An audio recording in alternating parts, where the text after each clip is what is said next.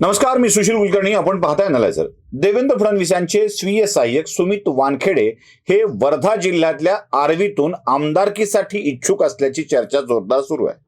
सुमित वानखेडे यांना देवेंद्र फडणवीसांच्या स्वीय सहाय्यक पदावरून दूर करत त्यांना वर्धा लोकसभेचा इन्चार्ज केलं गेलं आहे आणि त्यांचा सक्रिय राजकारणातला प्रवेश जवळपास नक्की झाला आहे. उद्या कदाचित आर्वी मतदारसंघातून तिकीट बदलून सुमित वानखेडे यांना तिकीट दिलं जाईल. यावरून मोठी चर्चा सुरू आहे. स्टाफला आमदार करणे, पीएला आमदार करणे ही नवी पद्धत देवेंद्र फडणवीसांनी रूढ केली आहे अशा अर्थाची चर्चा सुरू आहे.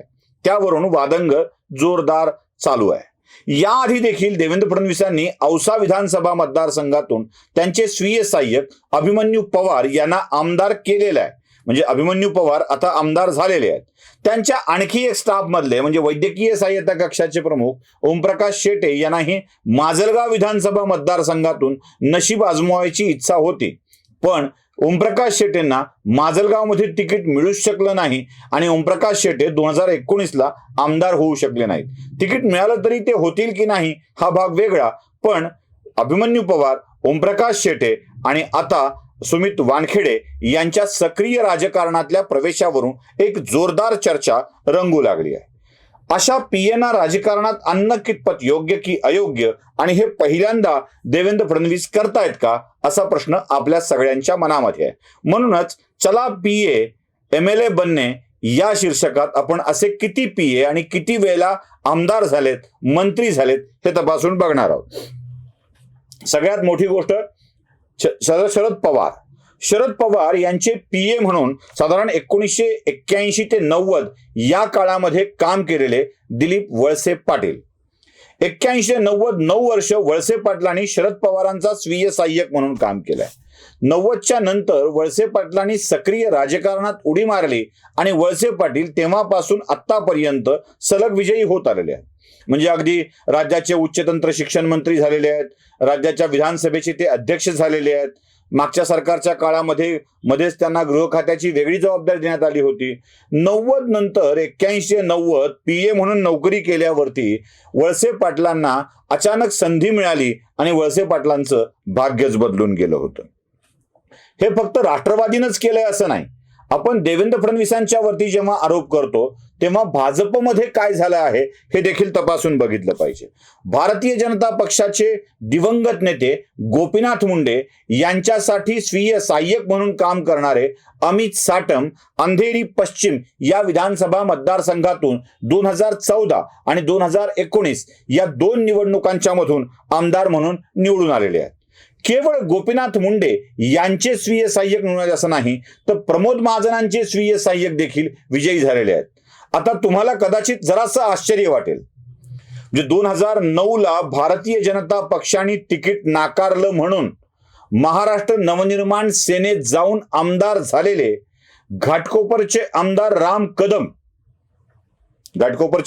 कदम हे प्रमोद महाजन यांचे स्वीय सहाय्यक म्हणून काम करत होते आणि त्यांना भाजपकडूनच उमेदवारी हवी होती. त्यावेळेला ती नाकारली गेली म्हणून ते मनसेत गेले. मनसेत 2009 ते 14 आमदारकी उपभोगली, पुन्हा भाजपत आले. 14 आणि 19 अशा दोन्हीही निवडणुकांच्या मधून राम कदम विजयी झाले. भाजपचा माणूस भाजपत परत आला वाया मनसे. हे प्रमोद महाजनांचे स्वीय सहाय्यक म्हणून काम करत होते हे विसरून चालणार नाही. म्हणजे राम कदम हेही प्रमोद महाजनांचे स्वीय सहाय्यक आमदार झालेत. अमित साटम गोपीनाथ मुंडेंचे स्वीय सहाय्यक आमदार झालेत. गजानन कीर्तीकर जे आता सध्या खासदार आहेत आणि शिंदे गटांचे एक मोठे नेते आहेत, या गजानन कीर्तीकरांचे एक पीए होते जे आजही आमदार आहेत. ते मुंबई मनपात नगरसेवक झाले, स्थायी समितीचे अध्यक्ष झाले, महापौर झाले. ते सुनील प्रभूंनी आपल्या आयुष्याच्या राजकीय कारकिर्दीची सुरुवात खासदार गजानन कीर्तीकर यांचा पीए म्हणून केलेली होती आणि त्यामुळं त्या पीएच्या कारकिर्दीला अचानक त्यांनी प्रवेश घेऊन राजकारणात, सक्रिय राजकारणात प्रवेश घेऊन त्यांनी आपलं काम सुरू केलं. ते आता आमदार म्हणून काम करतायत आणि आमदार म्हणून बघतायत सुद्धा. आता हे झाले महाराष्ट्रातले. जरा बाहेरची चांगली उदाहरणं सांगणं आवश्यक आहे, खास करून मराठवाड्यातल्या माणसांसाठी. मराठवाडा मुक्तीसंग्रामासाठी लढा देणारे आपले स्वामी रामानंद तीर्थ यांच्या 3 PAंनी सक्रिय राजकारणात सहभाग घेतला आणि ते मोठ्या प्रमाणात यशस्वी ठरले.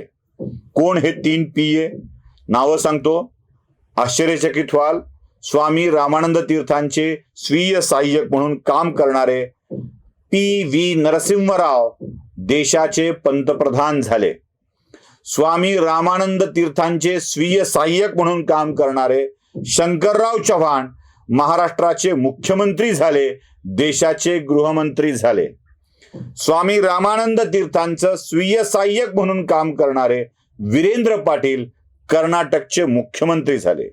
म्हणजे स्वामी रामानंद तीर्थांचे 3ही स्वीय सहाय्यक आंध्र प्रदेश, महाराष्ट्र, कर्नाटक या 3 राज्यांचे मुख्यमंत्री झाले, केंद्रात मंत्री झाले आणि पंतप्रधान देखील झाले. म्हणजे अनेकांना ही संधी मिळते आहे. आता 2 स्वीय सहाय्यक वाट बघतायत. एक, उद्धव ठाकरे यांचे स्वीय सहाय्यक मिलिंद नार्वेकर अजून एकदा तरी विधिमंडळात जाता येईल असं बघतायत. चुकून घुसले होते बिचारे, पण त्यांना बाहेर काढलं गेलं होतं. निवडून येऊन नव्हे, तेही ट्राय करतायत. आणि दुसरे सुमित वानखेडे. त्यामुळं एकट्या देवेंद्र फडणवीसांवर आपल्या स्टाफला आमदार केल्याचा आरोप ठेवू नये. अनेकांनी आपल्या स्टाफला आमदार केलेला आहे.